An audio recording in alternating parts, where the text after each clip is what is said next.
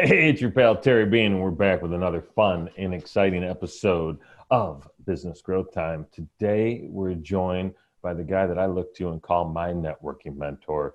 Taught me more about networking than most ever have. Learned about it way back, I don't know, a couple of years ago. We're not going to really date it because we're Yeah. really old, man. We're really old. So I'm excited, super excited to introduce you to Frank Agin. But before I do, I want to talk to my pal, my high school buddy, the social media maven that she is, Facebook advertising queen, Janet E. Johnson, where today the E stands for endearment, because I am endeared to Frank Agin for all my public knowledge. You didn't even know I knew that word, did you? That was a good one. That was a very good one. Well, thank you, Terry. And it's fun to be on again. And it's always great to be at the podcast. And I've known Frank through social media stuff for a few years now. So we finally get him on our show. So that's pretty cool. It's pretty cool.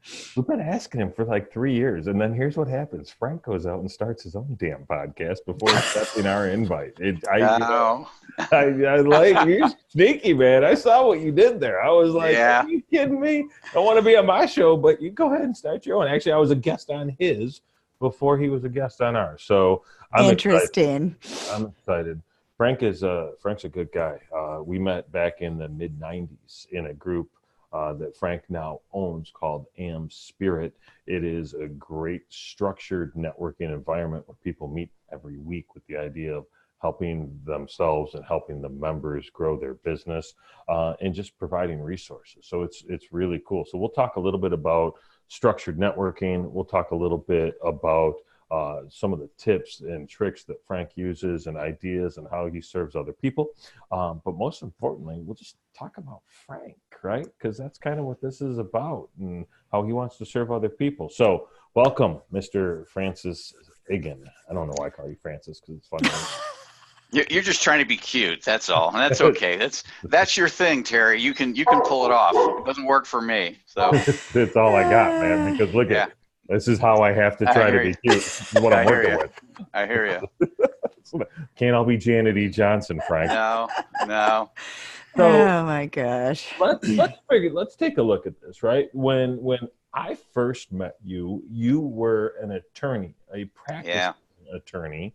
And I assume because really attorneys network naturally. They refer business back and forth. It's one of the best pieces of synergistic industry in terms of networking that there is, at least that I've found. Is that what started you down the networking path? Is how to grow your business, or what got you?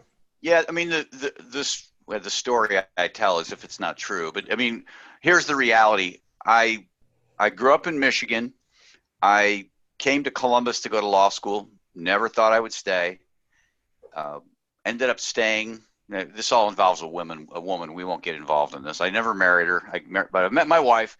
But I got a law degree and an MBA from Ohio State and left and went to work for a really big firm as an international accounting firm as a tax consultant. And I tell people I hated every minute of it, except for the 24 days a year I got paid. It was just, people were great. The pay was great. The prestige was great. Everything was great. I just didn't want to do taxes every day and just kind of get mired down in the tax code. And there's always little things changing. So after about 6.5 years, which will tell you I'm slow but not stupid, I decided to leave. I actually knew before that, and I was kind of plotting and scheming and saving money, and I didn't really exactly know what I was going to do. And maybe I'd get into financial services or whatever. Ultimately, I decided, what the best next step for me is to go into private practice. And I tell people that the funny thing happened to me when I went into private practice, and the funny thing was that nothing happened. I had no idea how to get clients.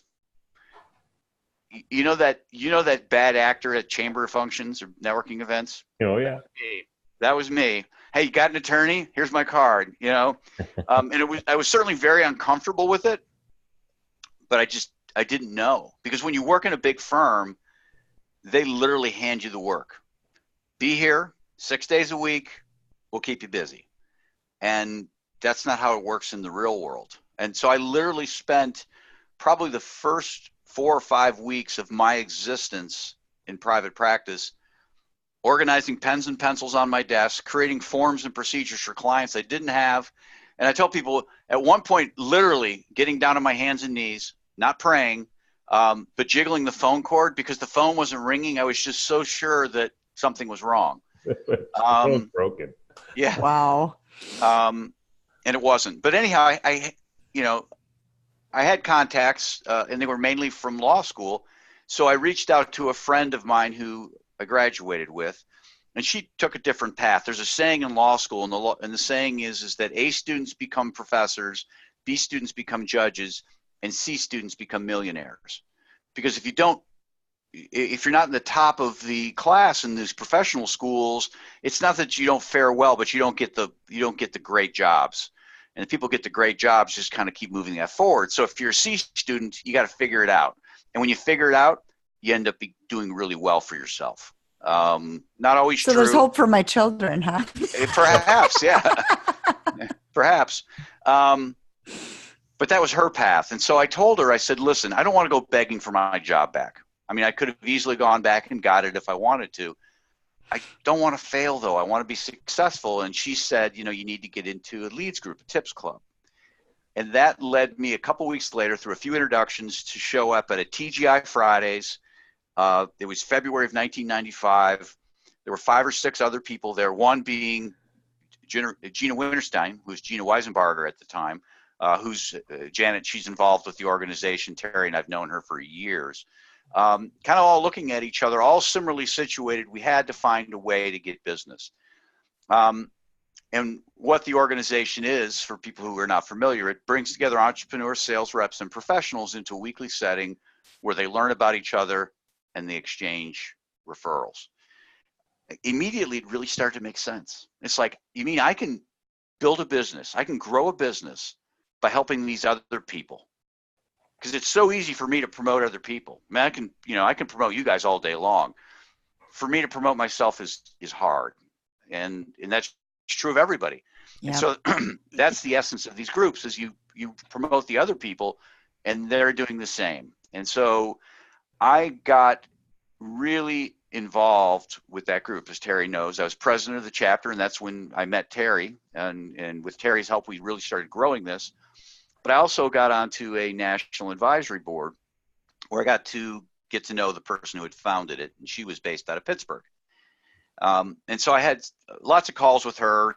And one day I was on the phone with her. I forget what we were talking about, but she took another call, put me on hold, call waiting, because I think what she had, it wasn't technically hold, but neither here nor there. She got back on the phone and she said, Mike, the guy who was running the local area, had called in and quit. I'm like, oh, wow. Well, what are you going to do? At that point, she was like 57 years old, which seemed old at the time. I'm 57, so it seems young now. How things change, right? I said, well, what are you going to do? And she said, what I really want to do is I want to start franchising this. I would like to, because when she started the groups in Columbus, she would literally get up at 3 a.m. in Pittsburgh, get in the car and drive over. That's crazy. She didn't want to keep doing that. I get it. So she told me she wanted to franchise. Type of law that I practice, I was a business attorney. I help people buy and sell businesses. So as she's sharing this with me, I'm literally working a calculator, and I can see this is going to be a great deal. And I told her, I said, I will be your first franchisee. 15 days later, I took over and really kind of exited the chapter that Terry and I were in. It was probably 30 some people at that point. It was doing really well. And figured, okay, I can duplicate what we'd done in Westerville and these other groups and really try and grow Columbus. And I still practice law, but I wasn't as interested. I was really interested in growing this organization. It had a different name at the time. And then I bought out of that franchise in 2004, late 2003, and rebranded everything as Am Spirit Business Connections and started down the road of franchising it. But that's really how I kind of got into it. I don't want to say I stumbled on it. It really fits my personality well, but it's not like, hey, this is what I'm doing. Like I had this grand plan. It's, I was in the right place at the right time, right personality, right everything, right wife who was supportive of, hey, if you want to do this, do it, which I think is key. So that's how it got kicked off. That's interesting. Huh. There is nothing more important than a supportive spouse for the entrepreneurial spirit. Yeah. It's in a tolerant, and so there are times when I'm like surprised mine hasn't stabbed me with a fork on multiple occasions. Yeah. Well, it's not easy, right? It's not easy. It's a leap of faith, and most people don't understand how it's all pieced together. And when you have two entrepreneurials married to each other, that's a different. Yeah. Yeah.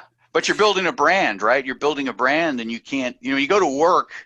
When you go to work, you have a personal brand, but it's kind of like they pay you a little extra because it's not yours, right? And when they say goodbye, you have to leave all that behind. Yeah, you got nothing. When you're entrepreneurial, you got something. So I want to go back to what you said. You were talking about how when you started that business as your own law firm, you had and this was 1994, did you say? 95, yeah. Okay, 95. Why didn't you think about just putting it, I don't know, back then I think it was ad in the newspaper, or sending out postcards, doing, some sort of advertising type thing versus, because my husband's a general contractor, so we go way back 20 some years in marketing, and obviously times have changed, but and he always could not stand the business networking side of things, so we never had that opportunity. So I'm just curious on what made you decide on the business networking over just throwing an ad out there of some sort. Well, the answer to that, Jan, I'm turning my cell phone off here. It's simple. Attorneys aren't allowed. Attorneys are not allowed to advertise. That's been eased up quite a bit as of late. So you see the personal injury attorneys out there hurting an accident, whatever. Yeah, I've worked with attorneys for Facebook ads. So I mean, well, a lot has changed. A lot has changed, and there are restrictions with respect to that. But you'll notice you probably have attorneys as clients. Attorneys who are doing the business sorts of things, they're really not advertising. And if it is, it's very subtle. But there was a time where it was strict, no advertising. Interesting. And that was that time. Okay. And even still, attorneys are really not allowed to, we're not allowed to cold call, not allowed to do a lot of things. So that was part of the challenge. If you're going to open a law firm, it really has to be word of mouth. It has to be networking somehow, some way. And until sounds a lot like financial advisors or insurance agents. Yeah. There's a lot of rules in those fields too. You got to be careful. Yeah, you have to be careful. And you're certainly building a brand. And if somebody's, I had not all my clients bought $1 million businesses, but I had clients buying $1 million businesses. They're not thumbing through the yellow pages, right? They're going to go on a recommendation, and they're not going to be there's a billboard of a guy who's going to help me. It just doesn't work. Doesn't lend itself well. So led you to the networking. Got it. Yeah. Got it. Yeah. Got it. So tell me about because Terry knows about it, but the audience doesn't, and I don't. What is I know we're pretty familiar. A lot of people are familiar with the BNI. Okay. Mm-hmm. And I never did that. I did one here that was a little different, but haven't done one of those weekly ones in years, but do a lot of business networking myself in this area. I'm in the Twin Cities, but curious on what the difference is between yours and some other ones like the BNI. I get that question all the time because if we are probably most closely aligned with BNI. We're very similar.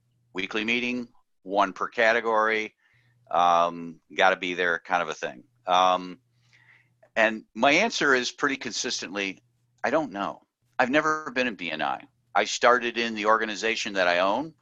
I know of BNI, but I've never been in there here's the example I always use.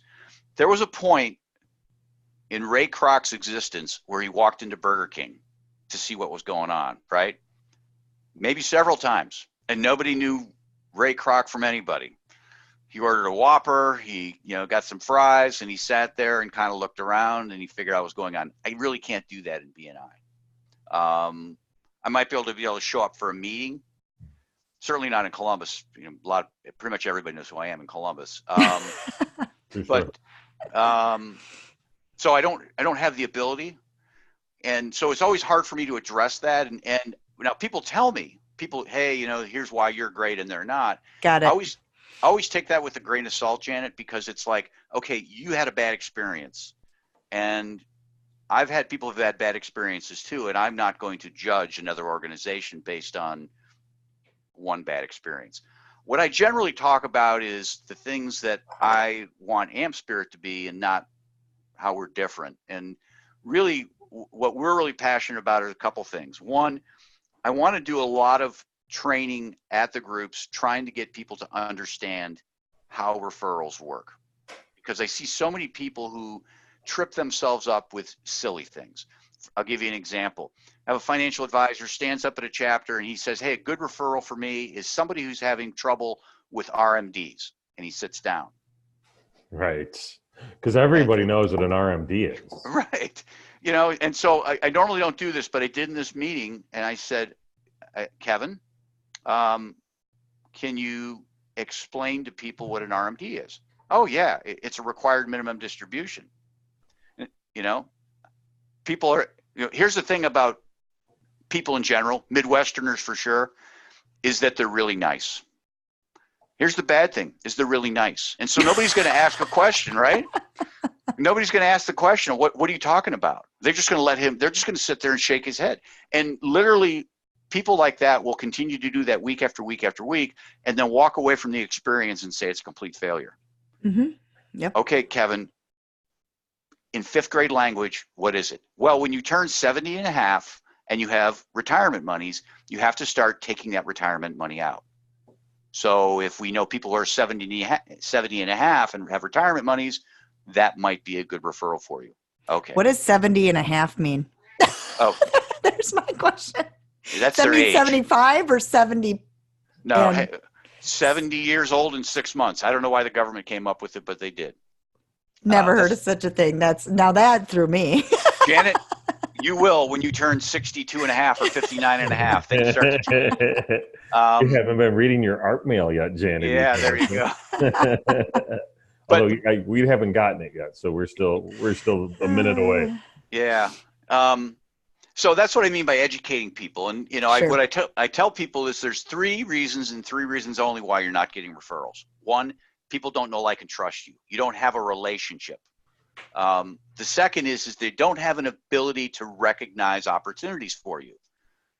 An example I always use, Terry and I were in a group with this woman, Gina, and I love Gina. She's been like a sister to me for 25 years. But for a year and a half, I never gave her a referral. I knew her, I liked her, I trusted her, but I didn't know what the hell she did. And so until I had that, could recognize opportunities for her, I couldn't send business her way. And so the third thing is you may know, like, and trust somebody, have that relationship. You may be able to recognize opportunities, but they have to help you become comfortable in talking about them. So I know, like, and trust Terry. I know that people who are struggling in the networking world would be a good referral for him. Okay, now Terry needs to help coach me through, here's how you want to kind of bring this up in conversation. And once I'm comfortable with that, I can give referrals. So that's one of the many aspects we talk to members about. So really educating them is the big thing Makes that sense. we're passionate about. The second thing we're really passionate about is creating an organization where when you join AMP Spirit, you're not joining a chapter in Grove City, Ohio. You belong to a chapter in Grove City, Ohio, but you're really joining a larger organization. And so we have lots of things where people can network across chapter lines. I have members who travel to Phoenix, Arizona on vacation, but go to chapters down there and have gotten to know the people down there and have gotten business from it. And that's what we want. Every chapter's got different people. Not every chapter's got a web designer, for example. So those are a couple of things we really focus on. Does BNI do that? they might. We just try and be really good at doing those things. And yeah, that's cool. You said a mouthful. In between step 2, right, about knowing what someone does, and step 3, having that person educate you on how to recognize a good opportunity. And that's the challenge, right? And I think so many people look at not getting referrals as their network's fault. Well, they're not giving me enough referrals. Yeah. It's on us. If you don't explain clearly how you can refer me, that's your problem. That's not their problem. Yeah. So if people don't take anything else from this particular episode, make sure you're educating your network on how to refer you. Well, I think the first step is building that relationship. I once had a financial advisor who was in a group. He was in a group for about a year, and he called to resign, kind of complaining. He's like, those guys don't like me. To your point, Terry, that's on him. Yeah. It's up to you to get people to like you. And I'm sure they did like him. They just didn't really know him. He didn't do a good job. He's showing up right when the meeting's starting and getting out of there right when it's over and not developing that relationship. And so that's his fault. It's not their fault. The world doesn't owe you being liked. That's on you. So, so those are, certainly a lot of little things that people need coaching on. And that's why we see people fall in and out of business. I can believe it. I mean, I think the three of us in Minneapolis, I'm a big networker myself. So I do 3 different groups. I've had to cut back just because it's too much, but, and, been networking for years, very well networked around here too. And Terry, I know you are. Frank, it obviously sounds like you are. So I think sometimes we take it for granted. Like, I know I do. Like, I figure, people should just know how to talk to each other and network, Right. I mean, and to me, it's just chit chatting too. Like, I don't worry about, am I going to get business when I go to a networking event? But then, some people go and they just, like attack you with their business. Right. So exactly. So, I mean, it is interesting to me. It's something I have to be reminded of a lot. And I know you guys are in the space where I'm not, I participate, but I don't, that's not my thing. Yeah. So kind of interesting to hear. Well, you're a consumer of it, and we're kind of the provider of the service. So there you go. Well, we just look at it from a different angle. And, I'm sure you do this, Terry. You walk in, and I'll go to events and I'll just kind of stand there and watch. And you're like, okay, this guy's all messed up, or, this person's really good, and learn things. But, you can see where people are running afoul of good networking practices. Well, and that's just it, right? Because, where do you learn them, right? It's not something that's super pervasive. There's no college course still, right? BNI does some training now. Yeah. Got a separate group they built a separate company that actually does some referral getting training. Yeah. But referral getting training and networking training isn't the same thing, right? The amount that one can receive from networking, if you're just thinking about how will I get more money in my wallet, you're doing it wrong. Mm-hmm. Frank just mentioned the idea of the financial advisor that shows up when the meeting starts and leaves when the meeting ends. If you're not networking outside of the meeting, you're doing it wrong. Right. So there's so many things that people need to understand and really kind of rethink their networking. And I'd like to say rethink their strategy, but my guess is most don't even have a strategy to begin with. So let's chat about that for a second, Frank. When you meet a new member, right, for the first time, or in your onboarding papers or whatever, what are you telling folks that they probably should do to find success in networking? Well, I think it all starts with the relationship. I mean, everything's the relationship, and you can't really get beyond that.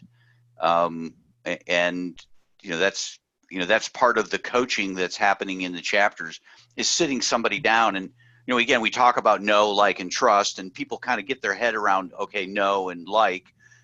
It's the trust thing that kind of trips people up. And what I'd like to explain is trust trust moves at a different pace depending upon who you are and what you do. For example, if I'm dealing with a florist and I'm sending flowers to my wife, I'm going to take a chance on that. I'm not going to need to have a whole lot other than, hey, what's your name? How do I pay you? And if it doesn't work out, I'll move on to another florist.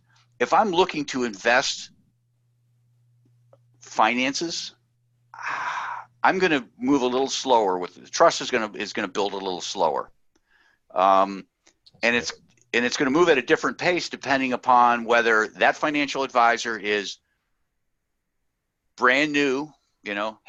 Was working at Chi-Chi's 3 months ago. Well, that's going to move at a different pace than the person who's got 20 years of experience and has been referred to me by a good buddy who uses him. So trust is, you can't look around the room and say, wow, they're getting all sorts of business. Yeah, they're doing gift baskets. It's easy to trust them.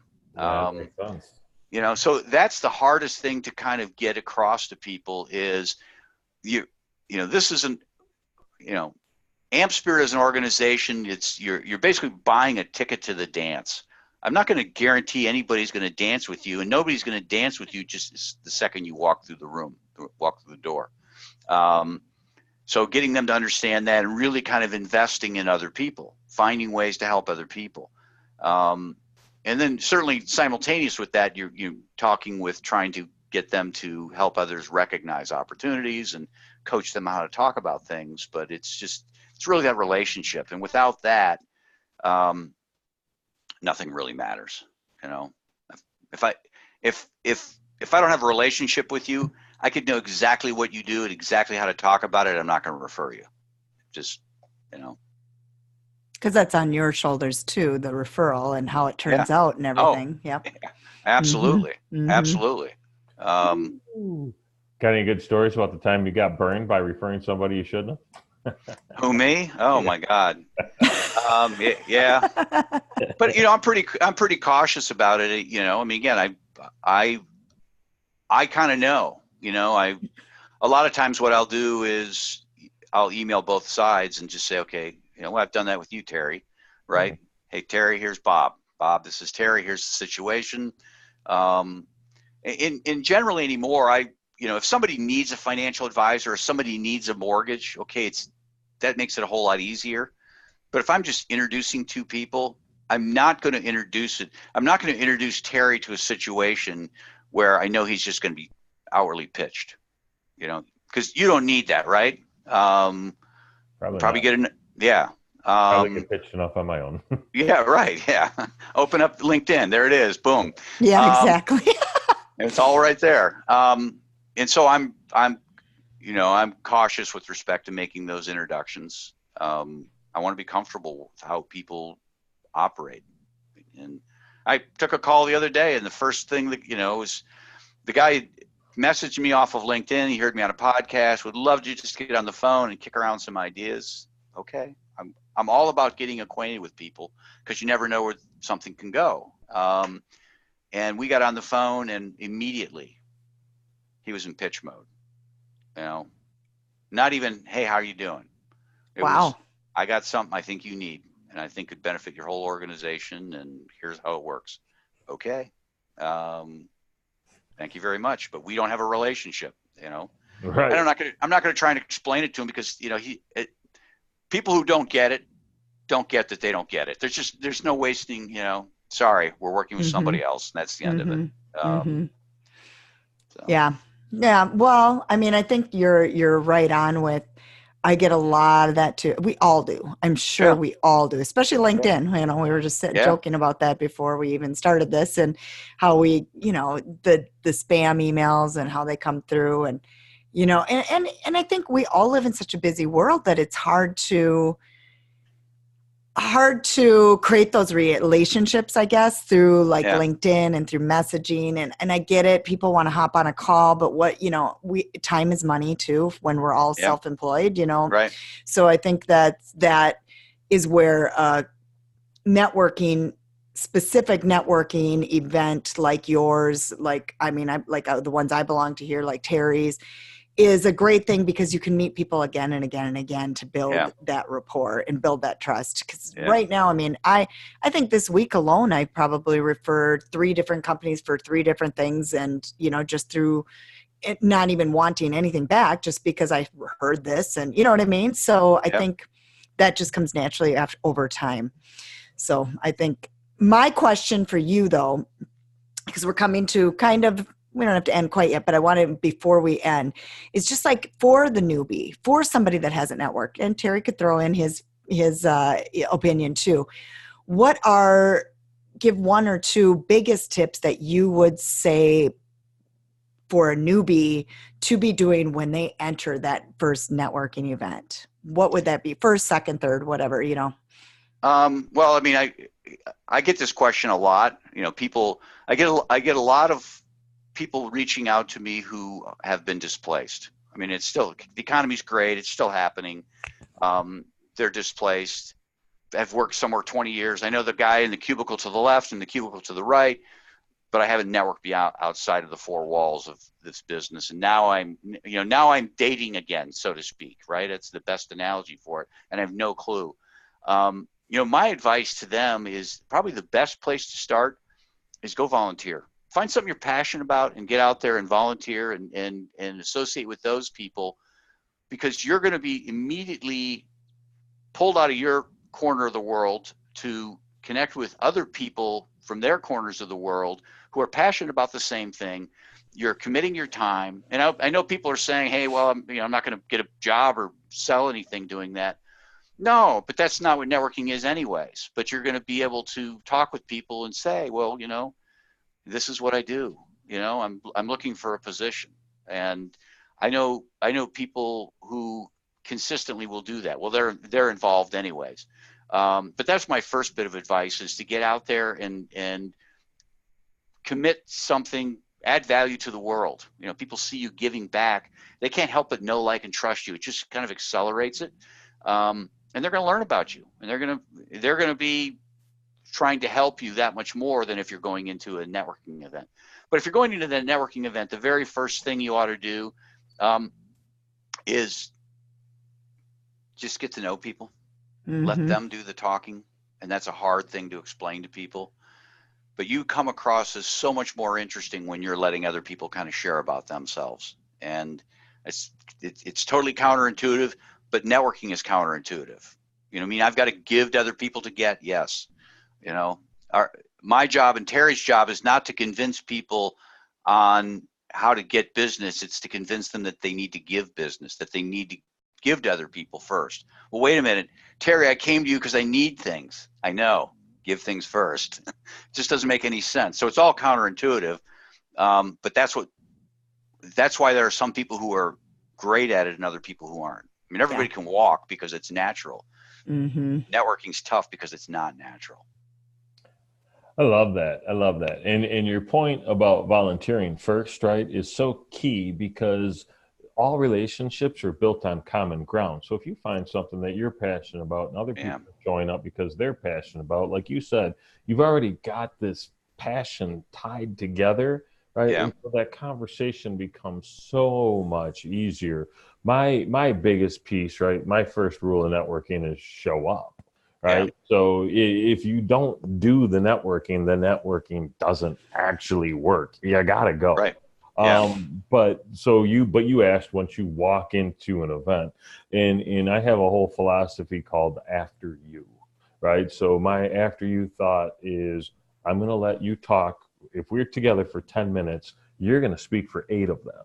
Right. And at the end of that 8 minutes or 10 minutes, you're going to walk away thinking I'm the best conversationalist ever. Right. Because I didn't monopolize the discussion.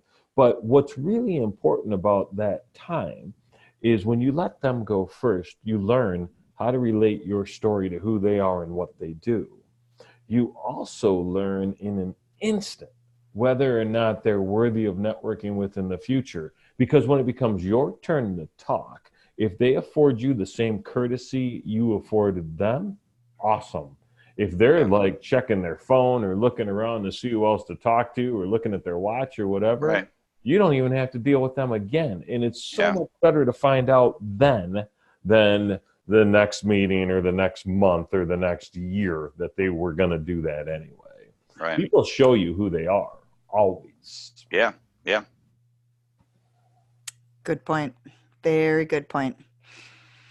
Well, good. Let's finish up by Frank, you telling us where. I got one question before he does. Okay. Terry's got a question. Go for Terry's it. got a question. So I know the Am Spirit story because I was around before there was an Am Spirit story. Actually, I was around when it had a totally different meaning, right? And it didn't have the business connections because you've had that name for a minute. You mentioned chapter in Phoenix. Where else outside of Columbus is Am Spirit grown to? I obviously have a lot going on in Columbus, Ohio. That's where we're headquartered. I have franchisees in Cleveland, Akron, Canton, Madison, Wisconsin, Boston, Dallas, Pittsburgh, South Carolina. And then I'm talking with people in Chicago. So, yeah. Very cool. And so there is so if you're what have you seen somebody that makes a good franchisee? Is there an industry where like some of those people there's like a more frequent occurrence of maybe financial planners or attorneys or whatever? No. Yeah. I mean, I'm glad you asked because the unique thing about this franchise is it's what we call an add-on. All my franchisees do something else. For a couple hours in the morning, a few days a week, they're working our program. The rest of the time, they're attorneys, accountants, realtors, coaches, consultants of various kinds. And, is there one that's better than the other? No, I can't really say. At least I don't have enough data points. It's just really somebody who's passionate about helping other people.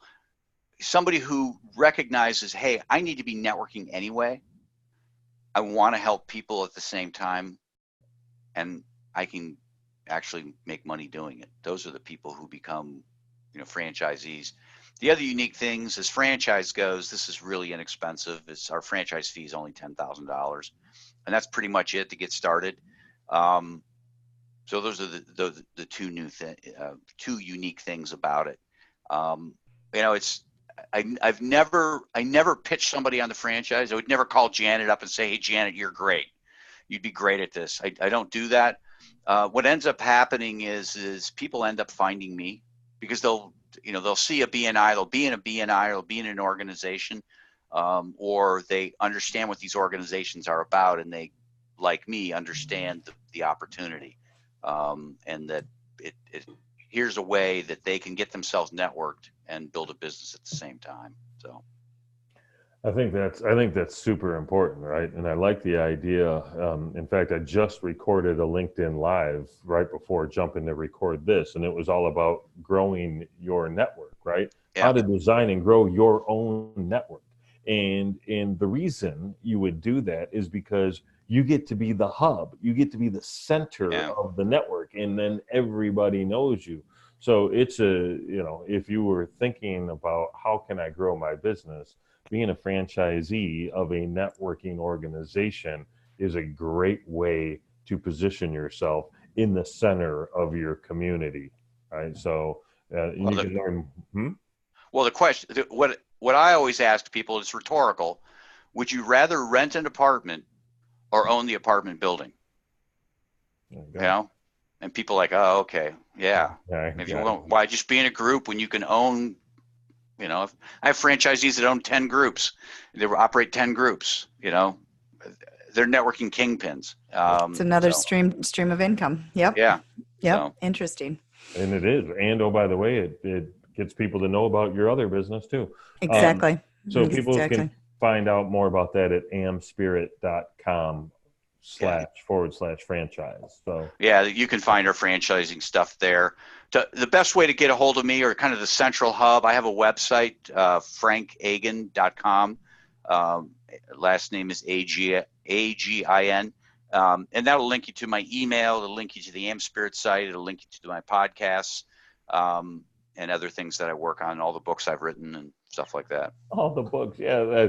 The answer to how many books Frank has written is north of 10, which North is of not 10. really a number, but north of 10. Yeah. Kind of like 70 and a half. Yeah, there you go.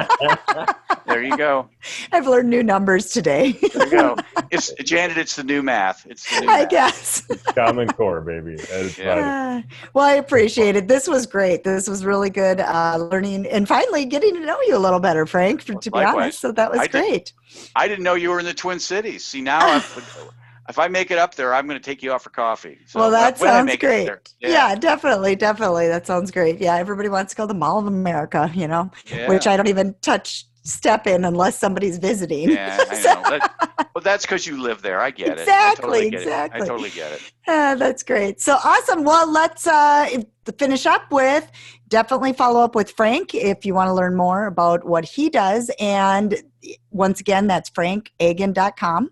And then our website, you can find all the podcasts, all past podcasts at businessgrowthtime.com/podcast. And then we also have a Facebook group, businessgrowthtime.xyz. We'll take you right there. So thanks a lot and have a good one. Stop recording. I think I stopped. There we go.